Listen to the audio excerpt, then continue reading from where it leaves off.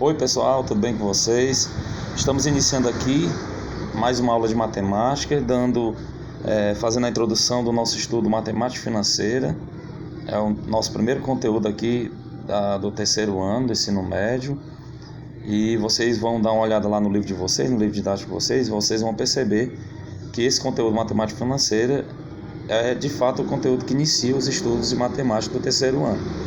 A matemática financeira ela está presente em nossas vidas e é de grande relevância, grande importância em várias situações.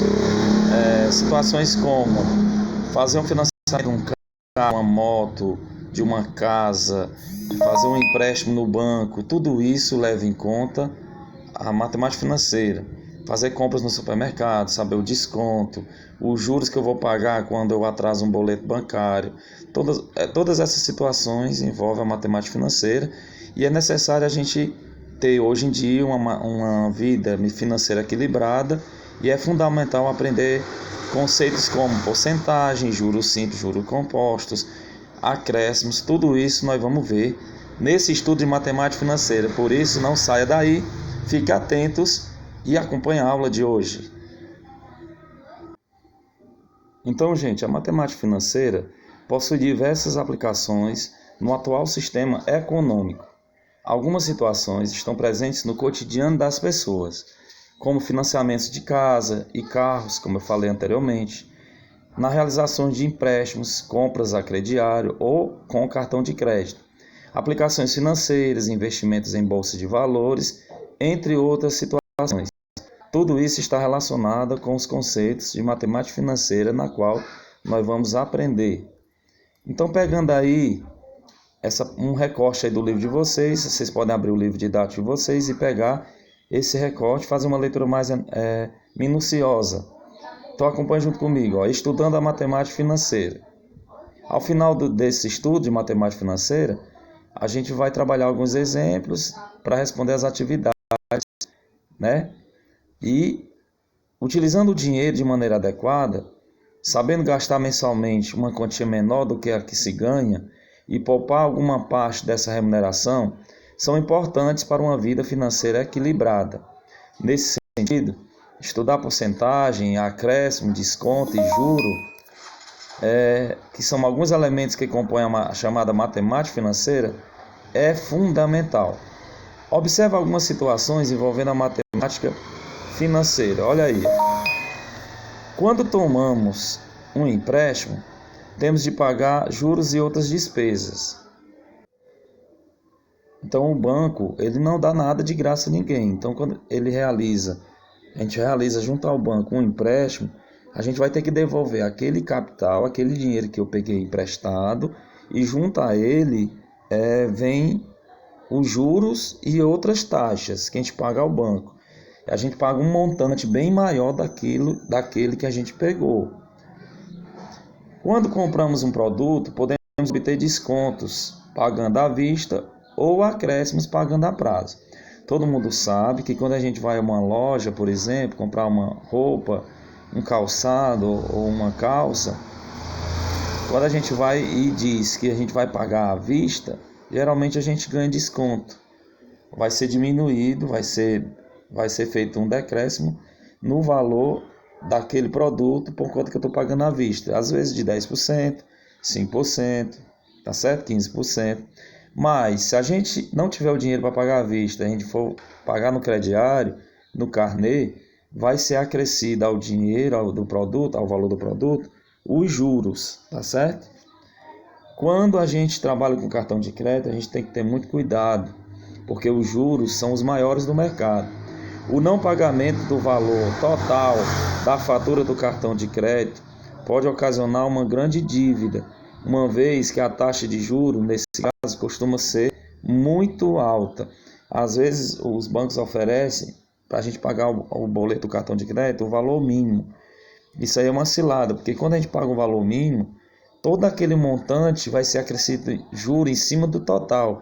E a gente, às vezes, vira uma bola de neve não conseguindo pagar.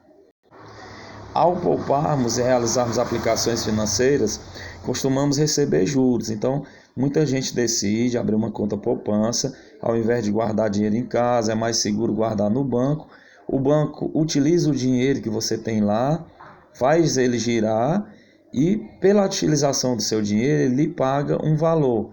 Mesmo que seja assim quase insignificante, os juros são baixíssimos, mas se você deixar dinheiro numa poupança, vai render juros, né? Por mês vai ser acrescido uma porcentagem pequena, mas vai. Se o valor do dinheiro que você tem na poupança é um valor bem alto, aí valerá bem a pena você ter uma conta poupança, porque vai render, tá certo?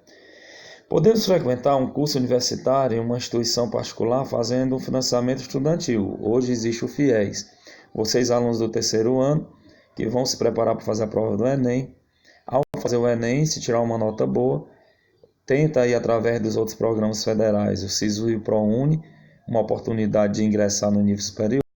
Às vezes os alunos não conseguem ingressar na escola, numa instituição pública, conseguem na privada e é pago. Então, como o aluno não tem o dinheiro para pagar, é feito um financiamento junto ao banco, chamado FIES, onde o banco paga o curso, o aluno estuda e ele só vai começar a pagar quando se formar.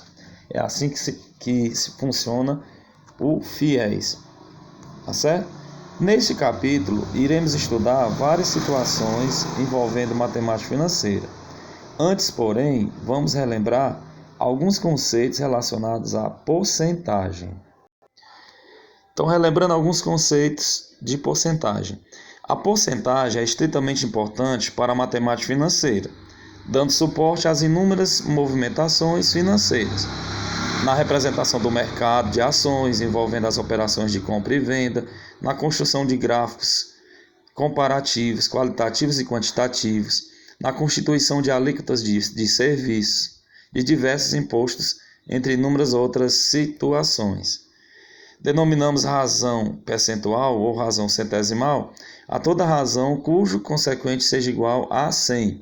As razões percentuais são utilizadas para evidenciar a participação de uma parte no todo e para facilitar comparações.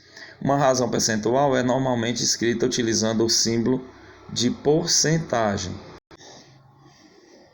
Aqui eu faço outro recorte aí da parte inicial do estudo de matemática financeira do livro de vocês podem dar uma olhadinha, onde a gente inicia os conceitos iniciais sobre porcentagem. Provavelmente você já estudou em anos anteriores assuntos envolvendo porcentagem. Leia a informação a seguir. Segundo o Comitê Gestor da Internet no Brasil, entre outubro de 2014 e março de 2015, 50 em cada 100 domicílios brasileiros possuíam computador. Então foi feita uma pesquisa no Brasil, nos anos 2014 e 2015, que em cada 100 casas dos brasileiros, 50 possuíam internet. 50 tinham internet. Então essa relação, a relação 50 em cada 100, pode ser representada por uma fração cujo denominador é igual a 100, isto é, 50 por 100, 50 em cada 100, que também pode ser representada na forma decimal ou em porcentagem. Então, gente, uma taxa percentual pode ser representada de três maneiras. Na forma fracionária, ou seja, na forma de fração, onde o número maior sempre vai ser escrito na parte de baixo, no denominador, e o número menor, que é uma parte, sempre vai ser escrita na parte superior, no numerador de uma fração. Se eu dividir esse número de cima pelo de baixo, eu vou encontrar um resultado, um número decimal, que esse número decimal também pode ser representado em porcentagem. Vejam aqui, ó, 50 em cada 100. A cada 100 casas no Brasil, 50 possuem internet. Então, o que é que eu posso fazer aqui? Eu posso cancelar este zero com este zero. Aí sobrou qual fração? 5 sobre 10. 5 sobre 10, se eu dividir 5 sobre 10, se você dividir 5 por 10, vai dar 0,5. 0,5. Então, uma taxa percentual pode ser representada de três maneiras, conforme vocês estão vendo aí, ó. Pode ser representada na forma de uma fração, essa forma aqui.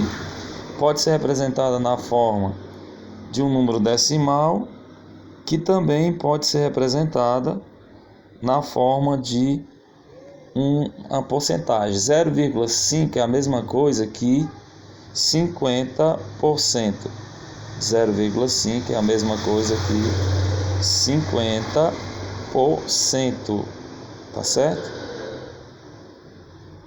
Então, uma fração pode ser representada de três maneiras. Na forma de fração, 5 sobre 10, ou na forma de número decimal, dividindo 5 sobre 10 dá 0,5, e na forma de porcentagem, 0,5 é a mesma coisa que 50%. Muito cuidado, gente, nessas confusões, ó. Quando você escreve 0,05, você pode achar que isso aqui equivale a 50%, mas não. 0,05 dividiu o número por 100. Voltou duas casas decimais. 0,05 é a mesma coisa que 5 sobre 100. 5 sobre 100. Se eu transformar 0,05 numa fração, vai ser 5 sobre 100. E 5 sobre 100 é a mesma coisa que você dizer 5 por 100, ou seja, 5%. Então é importante você saber fazer essas relações. E se fosse 0,5? 0,5 é a mesma coisa, transformando isso aqui em fração, de 5 sobre 10. Veja aqui que quando eu tenho dois zeros antes do número, foi dividido por 100, ó. Quando eu tenho um zero antes do número, foi dividido por 10. 5 sobre 10 é a mesma coisa que 0,5, que é a mesma coisa de que 50%. 50%. Então, a porcentagem corresponde à parte considerada de um total de 100 partes. Para indicá-la, utilizamos esse símbolo aqui. Esse é o símbolo que a gente indica porcentagem, ok, gente? Toda razão x sobre 100, em que tem o 100 no denominador, é denominada taxa percentual. Toda fração decimal ou equivalente a ela pode ser escrita na forma de porcentagem, ok? Considere a seguinte situação. Um vendedor ganha uma comissão de 3% sobre o valor total vendido.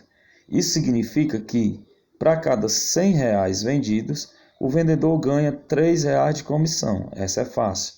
Para cada R$100 vendidos, o vendedor ganha R$3, porque é 3%. 3% de R$100 é R$3. A taxa que representa a comissão do vendedor pode ser expressa de três formas, como vocês estão vendo aí, ó. Em porcentagem, ok? Em porcentagem, na forma fracionária e na forma decimal. Porcentagem é 3%, transformando 3% em fração é 3%, é 3 por 100, 3 sobre 100. E na forma decimal, 3% é 0,03, duas casas antes do número. Vamos ver aqui o exemplo 1. Em uma sala de aula, 25% dos alunos utilizam a bicicleta como meio de transporte. Sabendo que temos 52 alunos, quantos utilizam a bicicleta? Uma forma de resolver essa questão, uma forma prática de resolver essa questão, é dizer assim, ó, dos 52 alunos, 25% usam bicicleta. Quantos alunos usam bicicleta? Então eu vou calcular 25% dos alunos, eu não sei quanto, se eu não sei é uma incógnita para mim, então eu vou botar 25 vezes quantos alunos usam bicicleta, eu não sei ainda. 25%, tá certo? Dos alunos, que eu vou chamar de X, que eu não sei quantos alunos são, usam bicicleta, que dá um total de 52 alunos. Você pode escrever essa equação assim. 25% é a mesma coisa que você escrever 25 sobre 100 vezes x igual a 52. 25 vezes x vai ficar 25x sobre 100 igual a 52. Tá certo? Vamos para cá, ó. Vamos para cá. Aqui embaixo de 52, quando não tem nada, é 1. Multiplica em cruz. 25x vezes 1. 25x vezes 1 é 25x. Igual 100 vezes 52. 52 vezes 1 é 52. Acrescenta 2 zeros. X é igual a 5.200. Que já está no segundo membro. E o 25 passa dividindo. X é igual. Então, dividindo 5.200 por 25 vai dar 28. Então, 28 alunos dos 52 dessa turma, desses alunos, usam bicicleta como meio de transporte. Vamos aqui ao exemplo 1 do livro. Em uma sala de aula do terceiro ano do ensino médio, há 25 alunos, sendo que desses, 12 são do sexo masculino. Podemos determinar de diferentes maneiras a taxa percentual de alunos do sexo masculino da sala. Olha só como é fácil desenvolver essa questão. Por quê? Porque você vai pegar o total de alunos da sala, quanto é? 25. Ok? Colocar aí embaixo no denominador. E 12 são do sexo masculino. 12 são do sexo masculino, você vai escrever em cima. Ele está pedindo para você representar das diferentes maneiras uma taxa percentual. Pronto, a primeira é em forma de fração, conforme vocês estão vendo aí. Dividindo 12 por 25. Então, dividindo 12 por 25 vai dar 0,48. Você pode fazer esse cálculo na calculadora.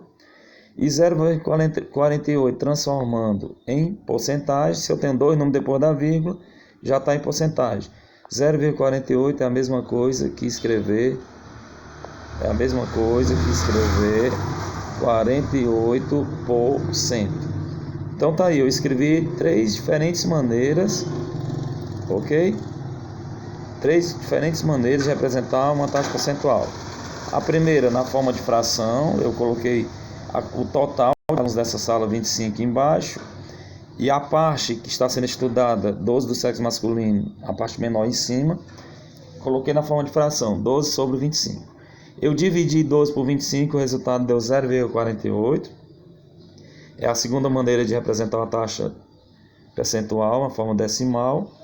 E 0,48 eu transformei em porcentagem, é a terceira maneira de representar uma taxa percentual. Ok, gente? O exemplo 2, que também tem no livro de vocês, ó. O tanque de combustível de um carro, que tem capacidade para 45 litros, estava cheio. Desse total, foram consumidos 18 litros. Podemos determinar a taxa percentual do combustível consumido da seguinte maneira. Do mesmo jeito, eu vou escrever uma fração, onde na parte de baixo eu vou colocar o valor maior, o valor da capacidade desse tanque, tá certo? O valor da capacidade desse tanque, que é 45 litros, ó. Então, deixa eu voltar aqui. No denominador eu vou colocar 45.